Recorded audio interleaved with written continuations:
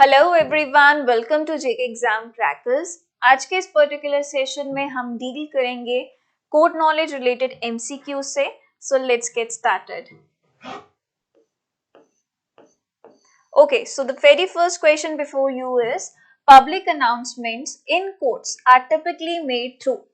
अब कोर्ट्स में if you have ever visited तो अनाउंसमेंट्स होती रहती हैं। वो अनाउंसमेंट किस पर्पस के लिए हो रहे हैं कि हाँ जी ये केस आपका मतलब जो भी केस कॉल किया जा रहा है उसके बारे में बाकी लोगों को भी पता चलना चाहिए कि ये केस कॉल किया गया है, इस टाइम पे ये नंबर चल रहा है। सो ये किस तरीके से जो है पब्लिक अनाउंसमेंट की जाती है टिपिकली, ये आपसे पूछा जा रहा है। And these are the options before you. So here the correct answer is loudspeakers or display boards. Now if you have ever visited the High Court of J&K in Ladakh तो वहां पे आप देखेंगे कि हर एक कोर्ट रूम के बाहर ना डिस्प्ले बोर्ड होता है।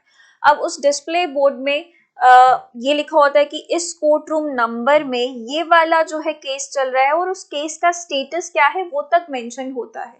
ठीक है, सो इसका मतलब क्या है कि ये पब्लिकली अनाउंसमेंट्स की जा रही हैं वेया डिस्प्ले बोर्ड की। इस टाइम पे कोर्ट के अंदर जो है ये केस चल रहा है, ये मैटर चल रहा है। ठीक है, चलो आगे।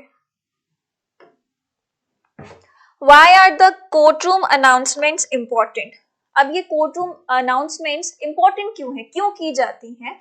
तो इसका अगर आप कॉमन सेंस भी अप्लाई करोगे तो you can give the answer. These are the options before you. बताइए कि कोर्टरूम अनाउंसमेंट्स इंपॉर्टेंट क्यों है।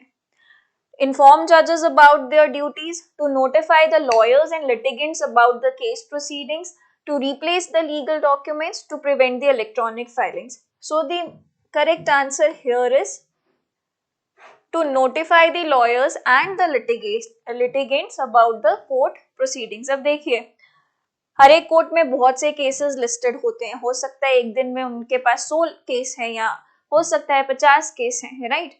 अब ये जो अनाउंसमेंट्स हैं इसके थ्रू लोगों को पता चलेगा, लोग मतलब जो क्लाइंट जो लिटिगेंट्स हैं जिनका केस लगा हुआ है उनको पता चलेगा कि अच्छा इस टाइम पे अभी केस नंबर 1 चल रहा है या केस नंबर 2 चल रहा है। और साथ ही साथ ये अनाउंसमेंट जरूरी है लॉयर्स को भी इन्फॉर्म करने के लिए जी अभी इस टाइम पे जो है ये वाला केस चल रहा है।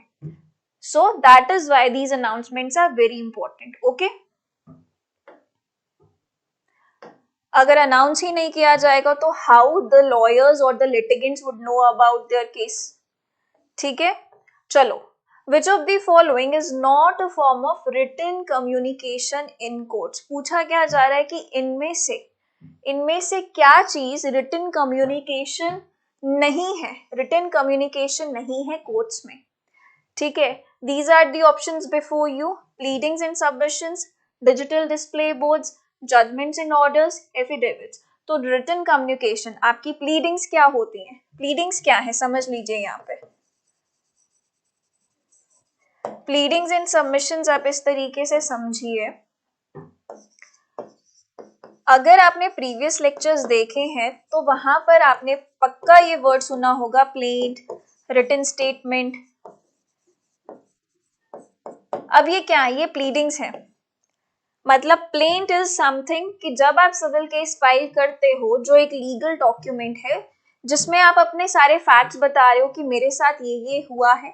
मान लीजिए वो जमीनी मसला है तो आप उसमें कह रहे हैं कि मेरा जमीन के ऊपर इन्होंने जोर जबरदस्ती से कब्जा कर लिया, इन्हें रोका जाए। ठीक है, मेरी जमीन पे आके ये जो है कंस्ट्रक्शन स्टार्ट कर रहे हैं तो इन्हें रोका जाए कंस्ट्रक्शन करने से क्योंकि मेरी जमीन है, राइट। तो ऐसा अगर आप ये सब चीजें लिख रहे हैं जिस भी लीगल डॉक्यूमेंट पे और आप कोर्ट से रिलीफ मांग रहे हैं कि इनको ऐसा करने से रोका जाए, वो क्या है? वो लीगल डॉक्यूमेंट प्लेंट कहलाता है। ठीक है, और वहीं पे जिसके खिलाफ आपने ये सारे क्लेम किए हैं या आपने बोला है कि ये इंसान ये व्यक्ति ऐसा कर रहा है, उसके पास भी अपना डिफेंस है कि जी मैं जो ये बात कह रहे हैं, जो भी ये बात कह रहे हैं कि जमीन पे जो जमीन है वो इनकी है और मैं यहाँ पे जोर जबरदस्ती से कंस्ट्रक्शन कर रहा हूँ, वो भी अपना डिफेंस कहीं तो लिखेगा। तो वो लिखता है रिटन स्टेटमेंट में। ठीक है, तो वो उसका डॉक्यूमेंट है जिसमें वो ये लिख रहा है। तो यही होती है pleadings. So here what are these? ये रिटन कम्युनिकेशंस हैं। रिटन वे में क्या किया जा रहा है? अपनी बात को कोर्ट के सामने रखा जा रहा है या कम्युनिकेट किया जा रहा है कोर्ट के साथ। ठीक है, जजमेंट्स एंड ऑर्डर्स, तो जजमेंट्स एंड ऑर्डर्स आपके क्या आगे, जो कोर्ट हमारे साथ या फिर कोर्ट जो है लिटिगेंट्स के साथ या लॉयर्स को जो कम्युनिकेट करें कि हाँ जी हमने, कोर्ट कह रही है कि मैंने आपकी बहस सुन ली, आपके फैक्ट्स पढ़ लिए, आप क्या क्लेम करो ये पढ़ लिया, अब ये मेरी जजमेंट है या ये मेरा ऑर्डर है।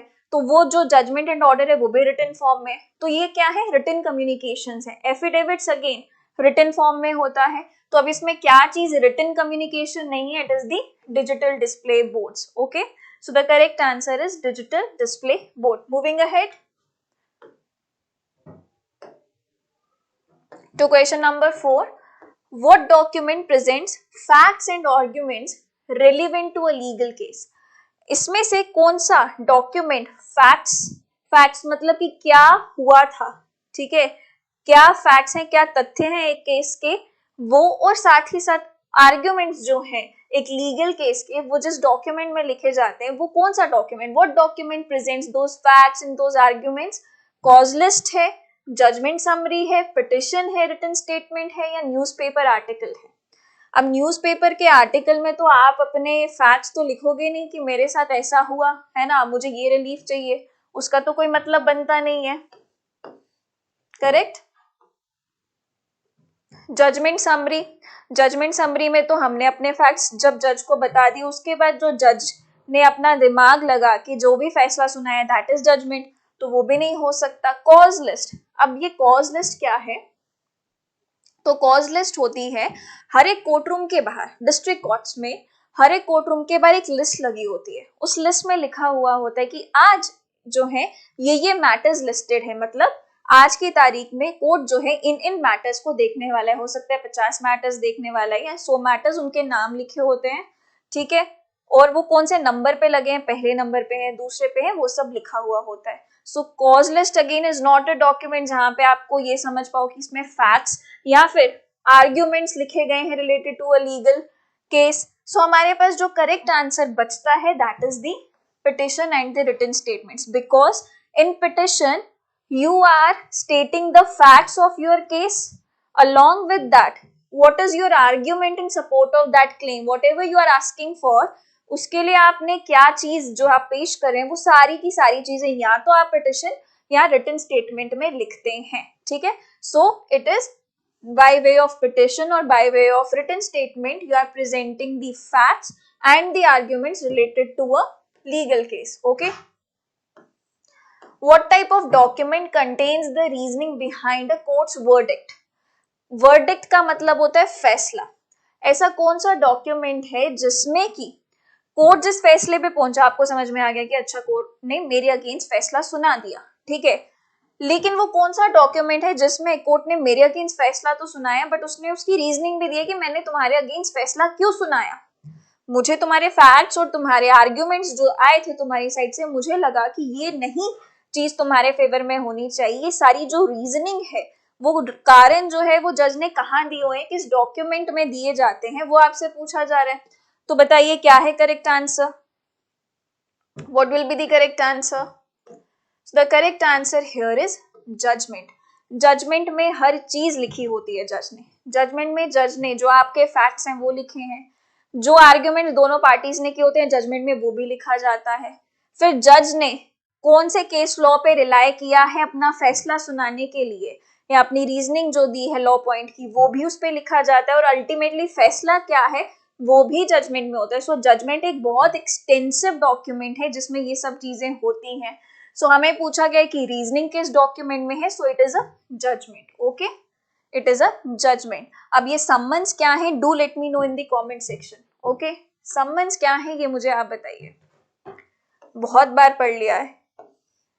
What is the purpose of e-filing in courts? Courts में e-filing का पर्पस क्या है, क्योंकि आजकल e-filing होती है, ठीक है, तो e-filing होने का पर्पस क्या है, मतलब फाइलिंग का यहाँ पे मीनिंग ये है कि आपका केस जो है उसको फाइल करेंगे तभी वो कोर्ट में लगेगा, ठीक है, आपने कोई केस जो है किसी के अगेंस्ट किया उसकी पहले फाइलिंग होती है और फिर वो कोर्ट जो है उसको देखती है। सो दिस ई फाइलिंग जिसमें आप अपना केस जो है फाइल कर रहे हो, ठीक है, अपने सारे ग्रीवांसेस जो भी है बता रहे हो, So that is filing. So अब e-filing का पर्पस क्या है ये बताना है.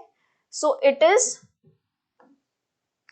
to submit the legal documents online. So this is the purpose कि लीगल डॉक्यूमेंट्स आप ऑनलाइन सबमिट कर सको सो दैट कि वो जो फिजिकली प्रेजेंट होने की नीड है ना फाइलिंग के लिए, वहां पे लाइन में वेट करने की या फिर आपको जरूरत है, आपका कहीं ना कहीं टाइम उससे बचता है. ठीक है. सो लीगल डॉक्यूमेंट्स कौन से डॉक्यूमेंट, सपोजिंगली एक सिविल सूट है तो उसमें आप क्या करेंगे, आपने प्लेंट लगाई होगी. ठीक है. प्लेंट में सारे वो फैक्ट्स लिखे होंगे जो आप मांग रहे हैं कोर्ट से, वो प्रेयर पार्ट होगा, सब कुछ होगा इस प्लेंट में. इस प्लेंट के साथ कुछ एनेक्स्चर्स लगे होंगे. एनेक्स्चर्स ये होंगे कि अगर आप कह रहे हैं कि देखिए ये जमीन में इससे पहले इन्होंने जो मेरे खिलाफ मतलब यहाँ पे कंस्ट्रक्शन मेरी जमीन में जबरदस्ती शुरू कर दी, उससे पहले ये जमीन ऐसे थी, इसकी मैंने फोटोग्राफ लगाई हुई है. तो वो जो फोटोग्राफ होगी वो एनेक्स्चर है, मतलब कि I have annexed the photograph, जिसके बेसिस पे आई एम सेइंग कि देखिए इन्होंने अब जाके कंस्ट्रक्शन स्टार्ट की है, इससे पहले ये जमीन ऐसी थी, इनका कोई जो है राइट नहीं बनता था कि ये कंस्ट्रक्शन कर सके बिकॉज जमीन मेरी है. तो वो जो फोटोग्राफ है that is a annexure because ये इस प्लेंट के साथ एनेक्स की गई है. ठीक है. तो ये सारी चीजें प्लेंट, एनेक्स्चर, एफिडेविट्स जो हैं, इसको क्या करना होगा, सबमिट करना होगा. ऑब्वियसली इसको फाइल करोगे कोर्ट के सामने, तभी कोर्ट को पता चलेगा अच्छा ऐसा कुछ आपके साथ हुआ है. सो इन डॉक्यूमेंट्स को ऑनलाइन सबमिट करना ही पर्पस है ई फाइलिंग का. I hope you got the point. Okay.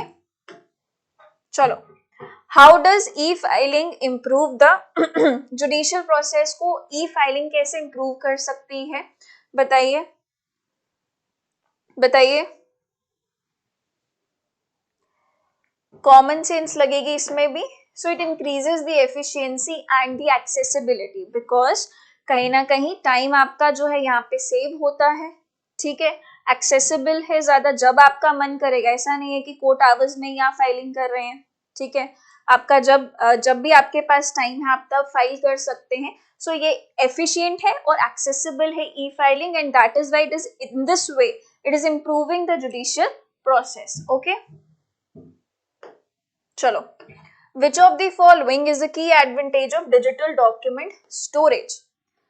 अगर कोई, इन्होंने पूछा कि एक डिजिटल डॉक्यूमेंट स्टोरेज का एडवांटेज पूछा जा रहा है आपसे, क्या है की advantage of digital document storage, कि अगर डॉक्यूमेंट्स डिजिटली स्टोर्ड हैं, ठीक है, वो अपना जो ट्रेडिशनल वेज था पेपर में सब चीजें रिकॉर्ड की जाती थी, है ना, वैसे नहीं है, डिजिटली डॉक्यूमेंट्स जो है वो स्टोर हैं. तो उसका सबसे बड़ा आप अगर एडवांटेज आपसे पूछा जाए तो क्या है, these are the options before you, बताइए बताइए.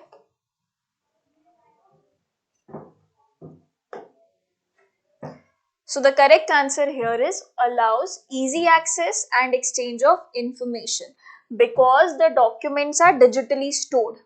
ठीक है. अब यहाँ पर एक्सेस भी इजी है और इंफॉर्मेशन एक्सचेंज भी आसानी से हो पा रही है.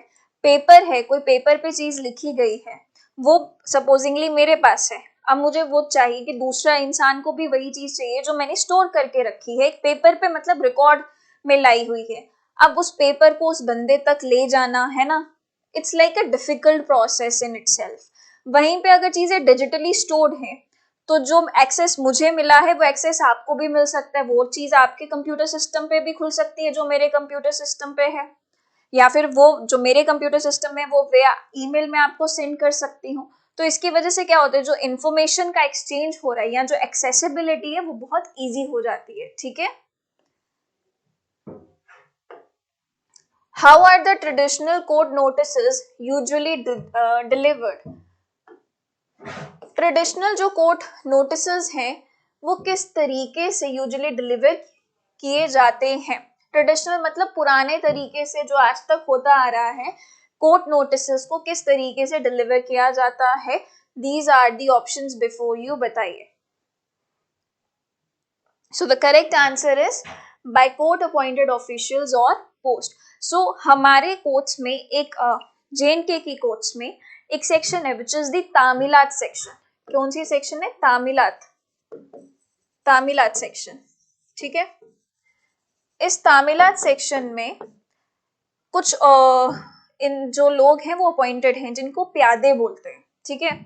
अब उनका काम क्या होता है कि मान लो कोर्ट ने किसी के अगेंस्ट सम्मन निकाला कि इस फलाने फलाने व्यक्ति को जो है कोर्ट के सामने इस दिन जो है बुलाया जा रहा है।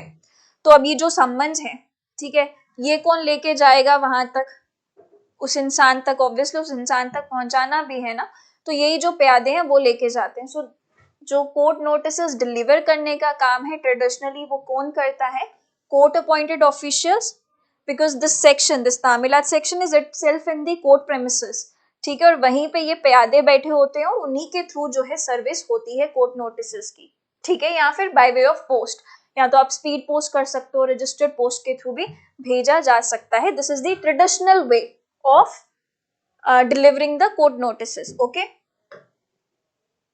चलो, what is the main purpose of court issued notice. अब ये जो कोर्ट इशू करता है नोटिस, इसका पर्पस क्या है। सो इट्स वेरी इजी, बताइए क्या है correct answer. To entertain the public, to summon the individuals or inform the parties of proceedings, to promote judicial officers, to announce election results, obviously individuals को बुलाने के लिए, ठीक है, या पार्टीज को इन्फॉर्म करने के लिए आपके कि आपका केस जो है इस दिन लगा है, ठीक है, या फिर आपके अगेंस्ट किसी ने केस फाइल किया है, वो इस कोर्ट में है, इस तारीख में लगा है, ठीक है। Now next question, how do जजेस and court staff communicate internally. जजेस को अगर कम्युनिकेशन करना है या कोर्ट स्टाफ को कम्युनिकेशन करना है तो वो किस तरीके से करते हैं। Messaging platforms and email services, court room loud speakers, newspaper announcements, hand deliver letters only. Correct answer is through messaging platforms and email services. And what the staff will communicate, यही बोलेगा जज साहब को कि आज ये वाला केस फाइल हुआ है, ठीक है, ये केस जो है ये देख लीजिए। अब ये ईमेल के थ्रू, बिकॉज अगर ई फाइलिंग हो रही है तो इट मीन्स वो डॉक्यूमेंट्स आपके कहीं ना कहीं डिजिटल प्लेटफॉर्म पे अवेलेबल हैं, राइट, तो उसको आप ईमेल करके भेज सकते हो, बिकॉज वो स्कैन्ड कॉपीज होती हैं आपके डॉक्यूमेंट्स की, जो कि आपके जज साहब पढ़ेंगे कि अच्छा ये वाला केस है, इसमें अगर किसी ने स्टे ऑर्डर मांगे तो ठीक है, स्टे ग्रांट करना है नहीं करना है, जज will look into that thing also. So the correct answer is through messaging platforms and email services. What is a digital case management system used for? एक डिजिटल केस मैनेजमेंट सिस्टम क्यों use किया जाता है, what is the reason behind it, ठीक है, बताइए। So the correct answer is managing the schedules and case statuses को manage करना, शेड्यूल मैनेज करना कि अच्छा इस तारीख को जो है ये वाला केस लगाना है, ठीक है, ये सारी चीजें कहाँ हो रही है, इस मैनेजमेंट सिस्टम में, ठीक है। It is actually database management system, अपना एक सॉफ्टवेयर, ठीक है, जैसे हाई कोर्ट्स का रहता है, high court of JNK also has this thing that is the management system, database management system. तो वो हर एक के जो भी वहाँ के एम्प्लॉयज हैं जो ये काम कर रहे हैं, उन सभी के कंप्यूटर सिस्टम्स पे ये जो है सॉफ्टवेयर ओपन होता है, ठीक है, इसमें सब कुछ सब डिटेल्स होती हैं कि इस दिन फाइलिंग हुई है, ये केस जो है इस दिन अब लिस्ट होना है, ठीक है, इसका जो केस का स्टेटस है कि अच्छा ये अभी दूसरी पार्टी को नोटिस के लिए रखा गया है कि नहीं रखा गया, वो सारी की सारी चीजें जो है इस डेटाबेस मैनेजमेंट सिस्टम से कहीं ना कहीं गवर्न कराई जाती हैं। So what is the purpose, why it is used, so obviously it is used for managing the schedules and the case statuses, okay. Why is internal communication important in courts? Internal communication जरूरी क्यों है? Internal communication मतलब court staff के बीच में और जजेस और court staff के बीच में कम्युनिकेशन क्यों जरूरी है।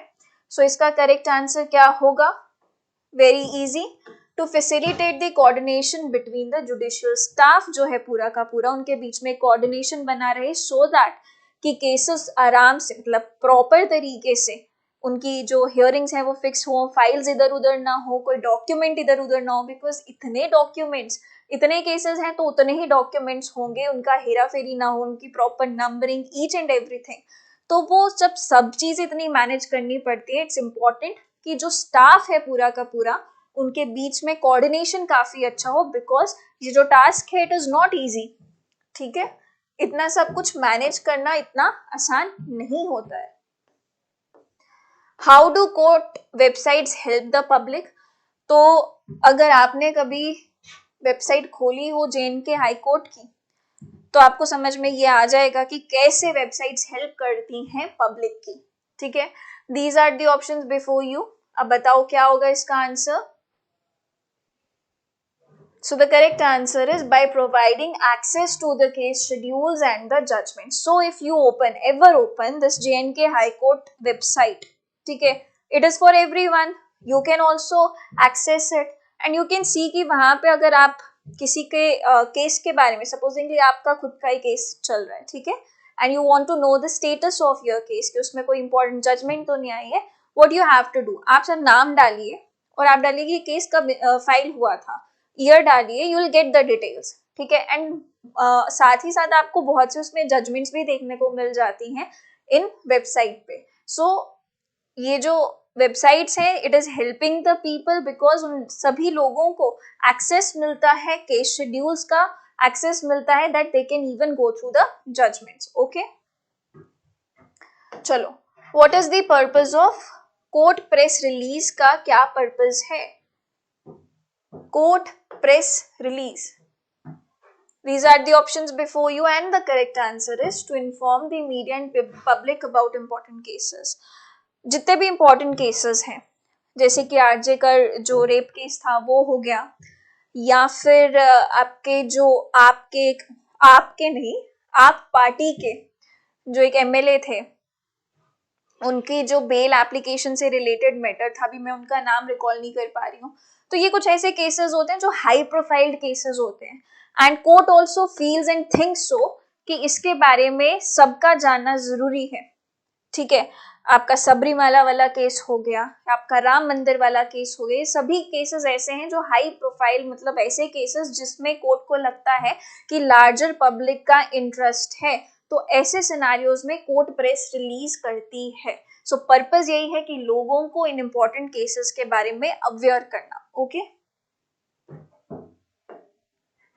What is an example of inter departmental communication in courts? इनमें से क्या एक इंटर डिपार्टमेंटल जो कम्युनिकेशन हो रहा है कोर्ट्स में उसकी एग्जाम्पल है? बताइए बताइए। It is the registry sending case files to judges via email. So there is a section, registry section होती है जहाँ पे फाइलिंग हुई, उसके बाद अब ऑब्वियसली बात है फाइल्स वो लोग क्या करेंगे रख के, उनको तो जज साहब को ही भेजना है क्योंकि जज साहब ने अपना माइंड अप्लाई करना है, उन फाइल्स को रीड करना है। तो ये इंटर डिपार्टमेंटल कम्युनिकेशन का यू कैन से दैट एक एग्जाम्पल है जहाँ पे रजिस्ट्री जो भी फाइल्स आई हैं उनके सामने वो थ्रू ईमेल क्या करते हैं, जजेस को भेजते हैं। ठीक है, चलो, what is the purpose of mediation in legal dispute? Now first of all tell me mediation is what is mediation? mediation क्या है? ठीक है, ये बताइए कि what is mediation and then answer the question that what is the purpose of the mediation in the legal disputes? बताइए। What is the correct answer? The correct answer is to settle the disputes outside the formal court proceedings. So मैं answer बता देती हूँ यहाँ पे। Mediation क्या है? It is a alter, just a moment,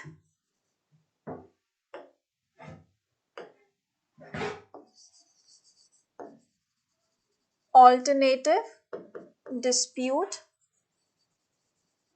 resolution. Okay,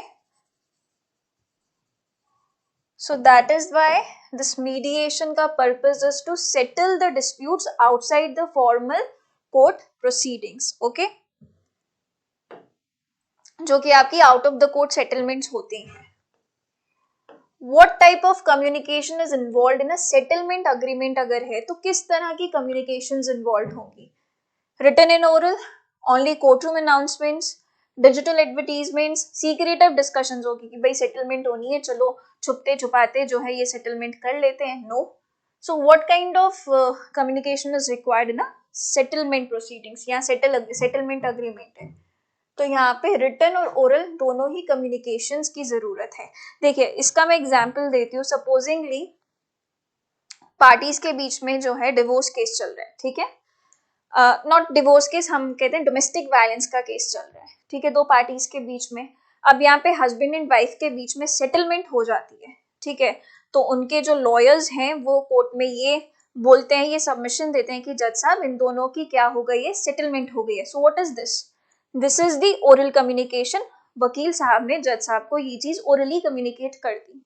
अब सेटलमेंट तो हो गई है, केस विड्रॉ करने के लिए कह रहे हैं कि क्योंकि सेटलमेंट हो गई है तो ये केस विड्रॉ करना है, बट उसके लिए एक जज साहब कह रहे हैं कि मुझे बताओ तो सही कि कोई कॉम्प्रोमाइज डीड हुई है, कि हस्बैंड और वाइफ का कॉम्प्रोमाइज हो चुका है, ये आप मुझे ओरली बता रहे हो, ठीक है, समझ में आ गया, बट क्या कोई कॉम्प्रोमाइज डीड हुई है? तो जब आप ये कॉम्प्रोमाइज डीड दिखाएंगे, ठीक है, so what it is a written communication, कि आपने रिटन फॉर्म में भी बताया है कि हाँ जी देखिए कॉम्प्रोमाइज डीड है, और वो रिटन कम्युनिकेट भी आप कर चुके हैं कोर्ट को, ठीक है। सो सेटलमेंट अग्रीमेंट्स में रिटन और ओरल दोनों ही तरह की कम्युनिकेशंस होती हैं। Okay, I hope it's clear. Why is oral communication in courtrooms essential? कोर्टरूम्स में आपका ओरल कम्युनिकेशन क्यों जरूरी है? रिटन कम्युनिकेशन से भी काम हो सकता था, बट ओरल कम्युनिकेशन भी क्यों जरूरी है, बताओ। So the correct answer is it allows immediate interaction between parties and the judge. अब मान लो जज साहब के दिमाग में कोई क्वेश्चन आया, अब क्या उसको लिखकर भेजेंगे पार्टी को कि हाँ मुझे ना एक क्वेश्चन आया था आपसे पूछना है। अब उसके लिए प्रॉपर्ली वो रिटन फॉर्म में एक लिखेंगे क्वेश्चन अपना, फिर उसको भेजेंगे। सो दैट ये चीज हो नहीं सकती है। So that is why oral communication एक बहुत फीजिबल तरीका है। And what it does, it allows immediate interaction, किसके बीच में, पार्टी के बीच में और जज के बीच में क्या होता है, इंटरेक्शन हो पाता है। जज साहब कुछ क्वेश्चन पूछते हैं, इमीडिएटली जज साहब को आंसर भी मिल जाता है, ठीक है। चलो, what advantage do display digital boards provide in courts? बताइए क्या एडवांटेज है डिस्प्ले बोर्ड्स का? What is the correct answer? So they improve the transparency. Option B is the correct answer by displaying real-time case updates. Real-time case updates जो है वो मिलती रहती है कि इस कोर्ट में इस टाइम पे ये वाला केस चल रहा है, ये नंबर चल रहा है, तो आपको एक रियल टाइम अपडेट मिल रहा है कि एट प्रेजेंट क्या चल रहा है। Okay, so this is the benefit of display boards. Okay, अब मान लीजिए कोई वकील साहब है, वो डिस्ट्रिक्ट कोर्ट्स में है, ठीक है। अब ये डिस्प्ले बोर्ड्स जो है ना, कभी ट्राई करना, ठीक है, ये मैं कह रही हूँ आप लोगों को। जेएनके की हाईकोर्ट, जो जेएनके हाईकोर्ट की वेबसाइट है, आप वहां जाइए, ठीक है, वहां पे आप देखेंगे डिस्प्ले बोर्ड्स का ऑप्शन नजर आएगा, या फिर आप सिंपली टाइप कीजिएगा जेएनके हाईकोर्ट डिस्प्ले बोर्ड। तो जब आप वो डिस्प्ले बोर्ड वाली चीज ओपन करेंगे, वो जब आपके सामने इंटरफेस ओपन होगा, तो आप देखेंगे कि टाइम टू टाइम, ठीक है, जैसे जैसे अब हर एक 10 सेकेंड्स के बाद ना वो पेज रिफ्रेश होता जाता है, खुद ही रिफ्रेश होता है ऑटोमेटिकली, और वहां पे पूरा लिखा हुआ होता है कि कोर्ट नंबर 5 में इस टाइम पे ये केस चल रहा है, तो आपको वो पूरी लिस्ट भी दिख जाएगी। अच्छा 10th नंबर, मतलब जो 10 इन्होंने लिखा है कि 10th नंबर वाला केस चल रहा है, बट ये केस का नाम क्या है, वो सब चीजें भी आपको पता चल जाएंगी। सो मैं बता ही रही थी कि सपोजिंगली कोई एडवोकेट साहब जो है वो डिस्ट्रिक्ट कोर्ट में बैठे हैं, ठीक है, उनका केस लिस्टेड है हाई कोर्ट में, बट वो अभी ऑक्यूपाइड है कहाँ पर, डिस्ट्रिक्ट कोर्ट में। अब उनको चेक भी रखना है कि अरे जब हाई कोर्ट में नंबर आएगा तो मुझे जाना है, तो वो इसी का हेल्प लेते हैं। वो जेएनके हाई कोर्ट वेबसाइट में डिस्प्ले बोर्ड ओपन करते हैं, ठीक है। एक डिस्प्ले बोर्ड तो अगर आप वहां बैठ के देख रहे हो वो तो आपको हेल्प मिल ही रही है, बट ये डिस्प्ले बोर्ड्स में जो भी स्टेटस जो भी चल रहा होता है वो आपको इस वेबसाइट में भी देखने को मिलता है। सो अब ये वकील साहब देख रहे हैं बैठ के कि अच्छा मेरा नंबर नेक्स्ट या फिर 2-3 नंबर्स के बाद आएगा, तो वो एकदम से will move to the high court. Okay, so इससे क्या हो रहा है, हेल्प मिल रही है कहीं ना कहीं। ऐसे उनको पूरा दिन वहां बैठना पड़ता है कि अब नंबर आया, अब नंबर आया, बट जहां पे आपको रियल टाइम इंफॉर्मेशन मिल रहा है, सो कहीं ना कहीं इससे बहुत ज्यादा हेल्प मिलती है एडवोकेट्स को, एंड ऑल्सो लिटिगेंट्स को भी बहुत हेल्प मिलती है, ठीक है। Which of the following is an example of legal document used in court proceedings? Court proceedings में जो लीगल डॉक्यूमेंट यूज होता है इसमें से क्या उस चीज की एग्जाम्पल है, आपको ये बताना है, ठीक है। तो ये हम ऑलरेडी डिस्कस कर चुके हैं। पिटिशंस और affidavit, it is an example of legal document which are used in court proceedings. Okay, चलो, which of the following is not an advantage of e filing, का इनमें से क्या एडवांटेज नहीं है। एडवांटेज क्या था हमने पढ़ लिया था, अब इसमें से पूछा जा रहा है कि क्या एडवांटेज नहीं है। तो आप ये देख लोगे क्या क्या एडवांटेज है, तो जिन जिन ऑप्शंस में आपको नजर आ गया कि अच्छा ये भी एडवांटेज है, तो उसमें से जो एलिमिनेट होगा वो आपका करेक्ट आंसर होगा, राइट। तो बताओ, requirement of physical presence for filing cases is not the advantage, it is a disadvantage. हमें पूछा जा रहा है कौन सी एडवांटेज नहीं है, तो करेक्ट आंसर होगा option C. Okay, option C is the correct answer. I hope it's visible. चलो, how have electronic notices improved legal communication. Electronic notices मतलब where electronic means notices serve हो रहे हैं, तो इसका क्या जो है किस तरह से लीगल कम्युनिकेशंस में इंप्रूवमेंट देखने को मिलता है। They eliminate the need for legal representation. They speed up the notification process and ensure the accessibility. They replace all physical court hearings. They reduce legal accountability. कहने का मतलब एक जो नोटिस पहले एक इंसान के थ्रू डिलीवर किया जा रहा था, अब वो इलेक्ट्रॉनिक मीन से डिलीवर किया जा रहा है, तो उसका क्या फायदा मिल रहा है, क्या इंप्रूवमेंट नजर आ रही है आपके लीगल कम्युनिकेशन में। अब तो ये वही बात होगी कि आपने किसी इंसान को जाके कोई मैसेज पहुंचाना है और वहीं पे आप व्हाट्सएप के थ्रू मैसेज पहुंचा रहे हो, तो क्या डिफरेंस है। वही सेम डिफरेंस आपको देखने को मिलेगा ऑब्वियसली लीगल कम्युनिकेशन में भी। सो इट स्पीड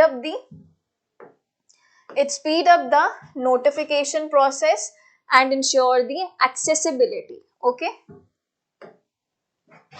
चलो, Why do courts issue press releases for high profile cases के लिए प्रेस रिलीज क्यों किया, कोर्ट प्रेस रिलीज क्यों इशू करती है, बताइए। Why do courts issue press releases for the high profile cases? To ensure the public and the media awareness, because as I said, certain cases are very important when it comes to general public, ठीक है, because उन cases से पूरी जनता को फर्क पड़ा होता है, ठीक है, पूरी जनता की कॉन्शियस इसलिए होती है कि अच्छा ये कैसे हो गया।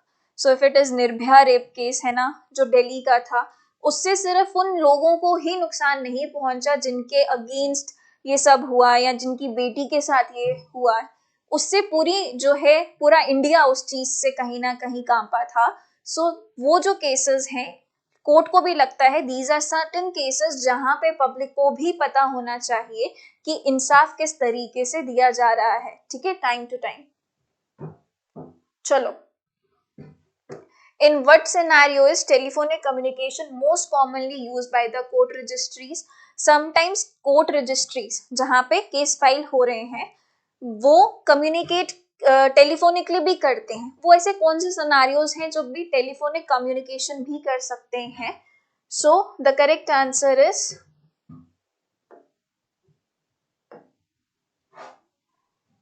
To notify about the procedural inquiries and scheduling. तो उसके लिए थोड़ा इनफॉर्मल तरीका अपना लो, अच्छा इस केस का नहीं पता चल रहा है तो बता दीजिए ये कब शेड्यूल्ड है, तो दैट इज ऑल्सो पॉसिबल कि हाँ टेलीफोनिक कम्युनिकेशंस भी की जा सकती हैं to notify about the procedural inquiries और to related to the case scheduling.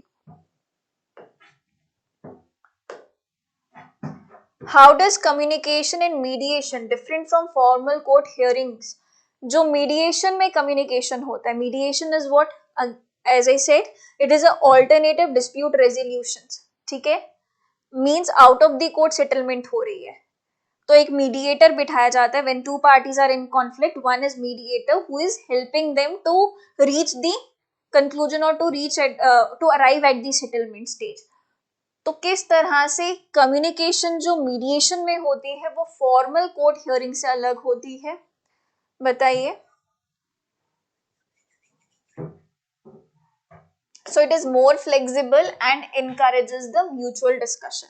Because court में तरीका जो है पूरा का पूरा whatever is written in the law वो अपनाया जाता है, बट जहाँ पे ये मीडिएशन हो गई, सॉरी कंसिलिएशन हो गई, ये जो मेथड्स हैं इसमें कानून को थोड़ा सा लीगल जो वो कह सकते हैं आपके कि जो बहुत स्ट्रिक्ट रूल्स हैं उनको साइड पे रख के ये देखा जाता है कि अच्छा हमें सेटलमेंट पे पहुंचना है, ठीक है, म्यूचुअल अग्रीमेंट पे पहुंचना है. So that is why in this way it is different from the formal courts, because in the formal courts the communication is like ये कानून कहता है वैसा ही होगा, मतलब एकदम लड़ाई वाला माहौल. But when it comes to alternative dispute resolutions like mediations, conciliations, negotiations, जो communicate करने का तरीका है वो more of a soft है और ऐसा है कि भाई settlement पे आओ, ठीक है, लड़ाई झगड़े मत करो. चलो, okay, so that is it for today's class and thank you so much.